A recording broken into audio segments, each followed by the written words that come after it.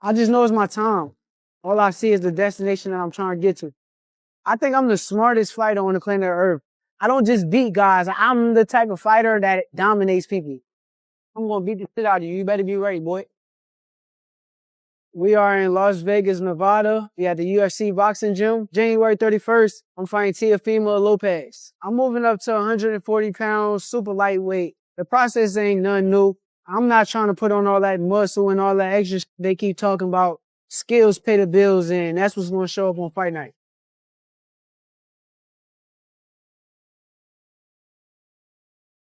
Just in preparation for January 31st against Shakur Stevenson.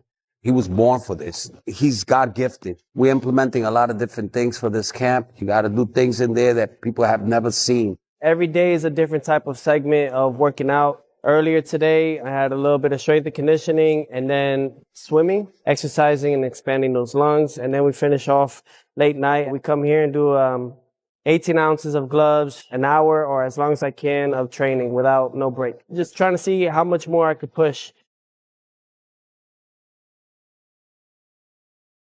Yeah, you could try. You know, it's like what you say, I'll try my best. You know? No, that seems more aggressive. Yeah, that was like, try. And y'all shoulder to shoulder, right? It seems like y'all should be in the same space and y'all just fine. Well, the way they set it up inside the ring, inside the ring, they set it up that way. And I'm thinking we're going to go half and half, like split. Y'all were right there, fam. Yeah. As the clock ticks down to 5 days, Shakur Stevenson and Teofimo Lopez are pushing their bodies and minds to the limit, and we are bringing you inside every moment of it. Walk them out. I put a lot of great people around me, challenge me and push me and take me to the next level, and I think that's what keeps me at my sharpest. Terrence Crawford, that's my big brother. I love him to death. I feel like if he wasn't in my career and in my life, it'd have been very difficult getting to the level that I got to. And he kind of told me is take every guy serious. Seeing him and seeing how he prepared for guys who I know that's not on his level, it kind of turned me up to make sure that I do the same. You want me to stop this? Respect me. Respect the scars that I got to show my son for the rest of their life. Respect the work that I put in. But till then, you're going to get the other version of me that just speaks the truth.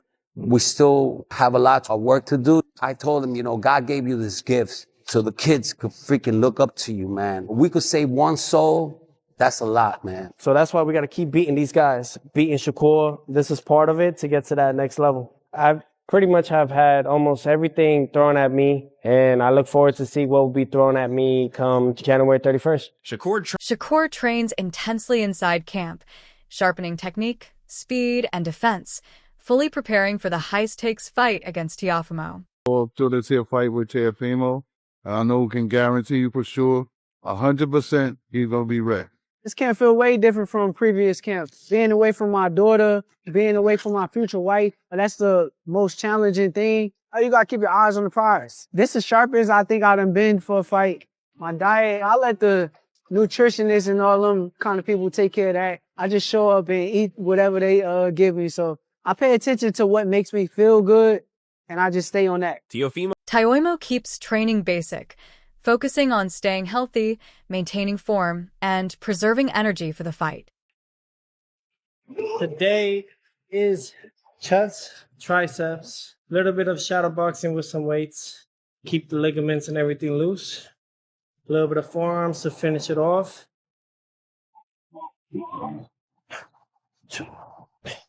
Nothing too intense like others. We don't need that. Later today, we're going to go boxing, but prior to that, we're going to go recover. Go see Dr. Dennis in Miami Lakes. Head over there. Go get readjusted. Just keeping that grind, steady grind. We being Shakur?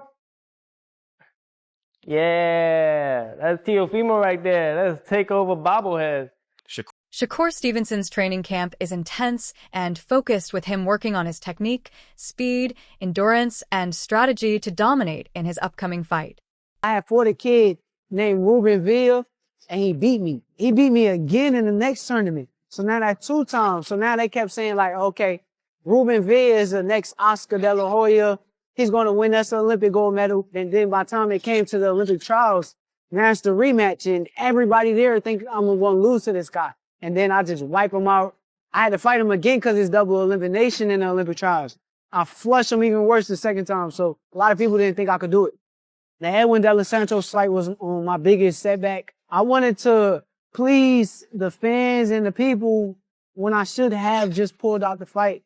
And now they start writing me off and think that I'm not as good as I said I was. Teofimo Lopez trains with controlled intensity, emphasizing fundamentals, maintaining fitness, and staying healthy while preparing strategically for his upcoming fight. I want to see how much more I could push. He's the best whenever he's in good condition. Like they say, we eat, we sleep, everything boxing. My nutritionist is anonymous. They're giving me a lot more protein than the previous camps. I'm actually having more meals in between rather than before. I've been with him ever since he started boxing, which was at 6. I really knew that he was really good when he started beating professional fighters at 13, 14 years old. Between me and Shakur, when we were on the top rank, because we were the next rising stars, we sparred. We did only 3 rounds back in Miami in 2016. I was getting the best out of him. You should have seen afterwards. Why do you think he said stop? He said stop recording. Come on, dog.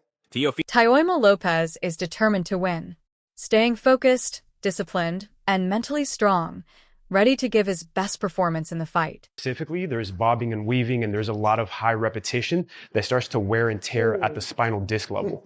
So what we're going to do is we're going to decompress the spine and make sure that we get hydration back into the disc.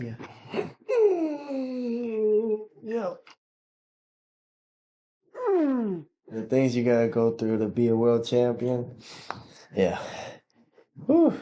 It's really about sports performance and making sure that his body is able to express the highest athletic potential possible. Tonight, right now we're boxing. Yep. We're original classic, reason why we're here type of boxing.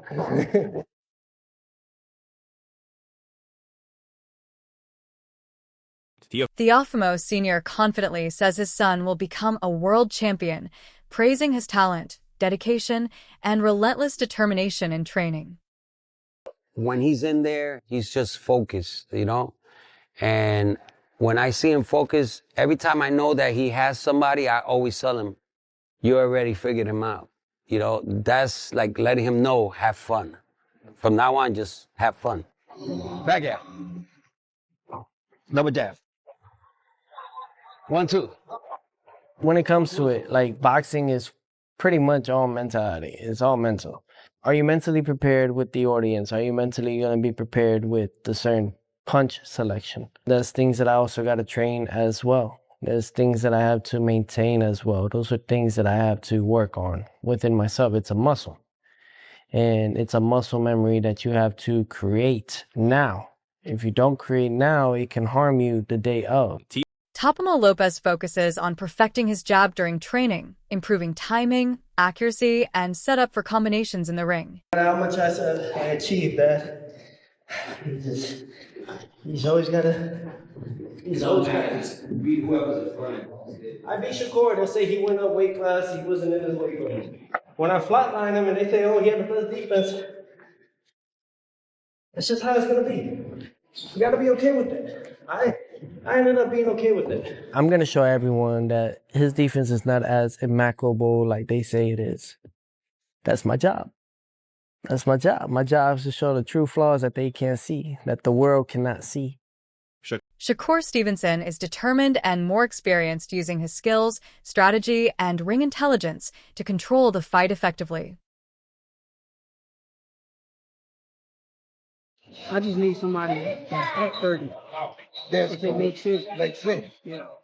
And we need the right joker down here for that to be just as big. Yeah.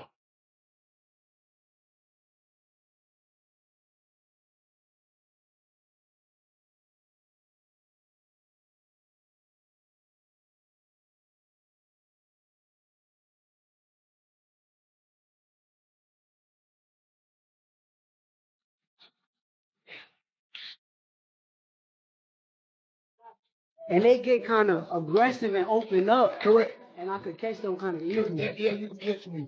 But you want to get there. Shakur Stevenson. Shakur Stevenson says there's no personal beef with Teofimo Lopez.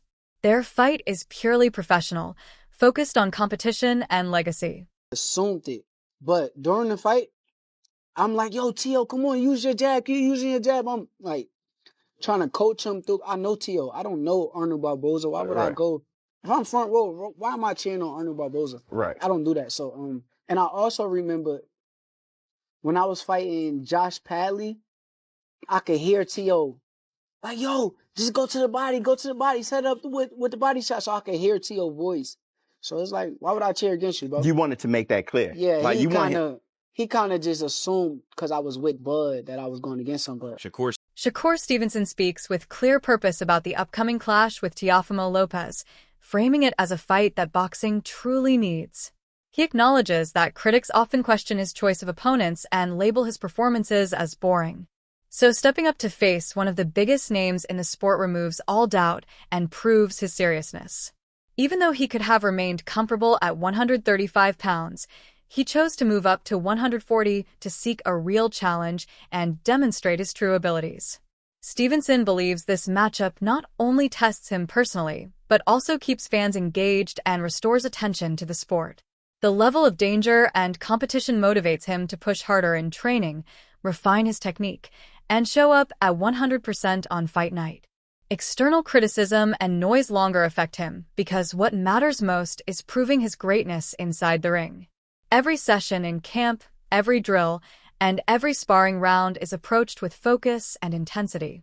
For Stevenson, this fight is about legacy, pride, and fulfilling the expectations of fans and the sport alike. You know, I'm tired of going in the ring and guys being like, oh, you're not fighting nobody. Oh, you're not this.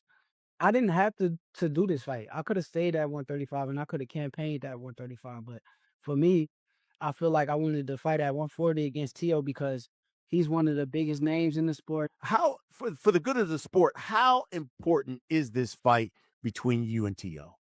It's very important. It's important because it makes boxing great again. It keeps the fans that want to see the fight in tune. And also, you got to realize, once again, I didn't have to take this fight. I was campaigning at 135. That's the weight that I'm at. That's the weight that 9 times out of 10 going to go back to after this fight.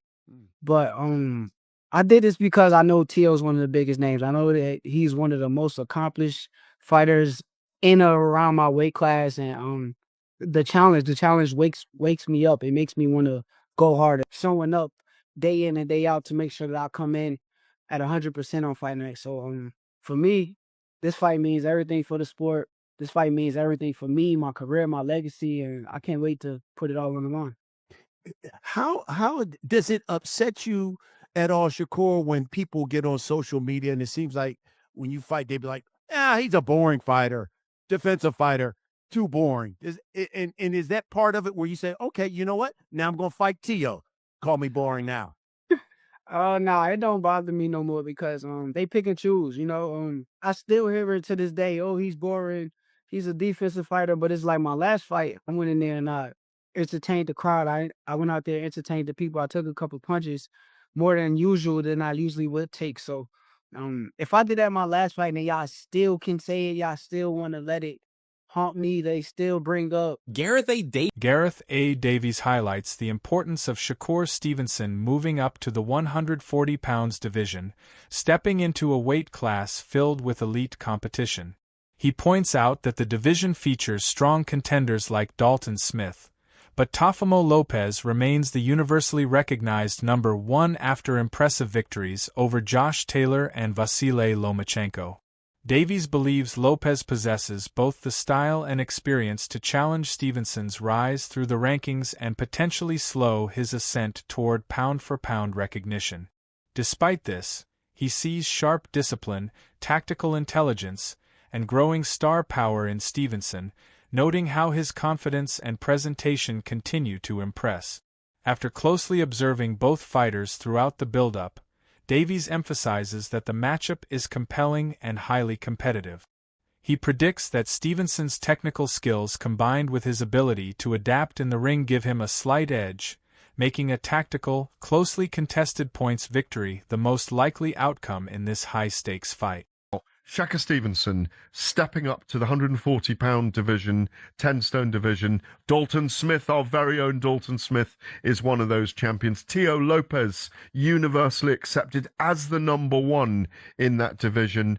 Brilliant victories in his career over Josh Taylor, and prior to that, Vasyl Lomachenko. I think a true victory over Vasyl Lomachenko. If anyone can upset the ascent of Shakur Stevenson up the pound-for-pound list, up the weight divisions, it's the spoiler that is Teo Lopez. I've watched a lot of them together in the build-up, and I like the way Teo is, and I like the way Shakur is. See, Shakur's got the gap between his teeth. Mm-hmm. It's gone now. Yeah. He's had his teeth done.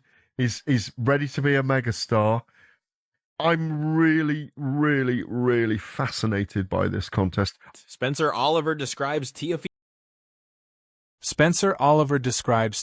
Lopez as a fighter who blows hot and cold yet becomes dangerous when everything clicks. He points to the brilliant display against Vasyl Lomachenko as proof of Lopez's high level, then recalls how the loss to George Kambosos briefly knocked him off track. Recently, though, Oliver believes Lopez looks sharp and focused again. For him, the fight depends on whether Shakur Stevenson can truly step up and chase greatness. He compares that ambition to bold moves made by elite champions who dared to test themselves. While the bout may be technical rather than explosive, both men possess exceptional ring IQ, making it a pure chess match for boxing purists everywhere. Lopez blows hot and cold, but when he's good, he's really good. Vasyl Lomachenko was an outstanding performance. Then he got derailed by George Kambosos in the fight after that and just seemed to lose his way a little bit, but in recent times looks back to his best. It's a fascinating fight. This, for me, is all about whether Shakur Stevenson can step up and bring the greatness. He's daring to be great, and I think that Terence Crawford done it against Canelo Alvarez, and I believe that Shakur Stevenson does it against Teofimo Lopez in a fascinating fight. You know, if you're a boxing fan, for the boxing purist, the sweet science between these two, you watch the technical stuff that goes in there, might not go down as one of the greatest fights there ever was. This could be a real standoff, a real technical fight, but both guys, their IQ is insane, and this is the best fight in boxing today. It is. It's up there along with Artur Beterbiev against Dmitry Bivol. Aid Oladipo breaks down the upcoming matchup as a clash between two elite technicians. With real pound-for-pound status at stake, he ranks Shakur Stevenson comfortably inside the top 10 while placing Teofimo Lopez just outside, but notes that one significant victory could dramatically shift the rankings. According to Oladipo, a win for Lopez would immediately push him into the top tier, while a dominant performance from Stevenson could spark discussions about the number one position across all divisions. He also emphasizes that many people are underestimating Lopez's preparation and strategic approach. Stevenson is a slick, technically gifted southpaw, but Lopez has already faced and defeated elite left-handers like Vasyl Lomachenko and Josh Taylor, giving him crucial experience that most fighters lack. Oladipo points out that facing such opponents has sharpened Lopez's skills and mental toughness, making him capable of adjusting to Stevenson's style. This combination of preparation, experience, and raw talent ensures that the fight will be far closer and more competitive than casual fans might expect. Ultimately, Oladipo sees this as a highly strategic and thrilling matchup with both fighters pushing each other to their limit. Two fantastic boxers. Shakur, pound for pound, top 10. Teo, maybe just outside it.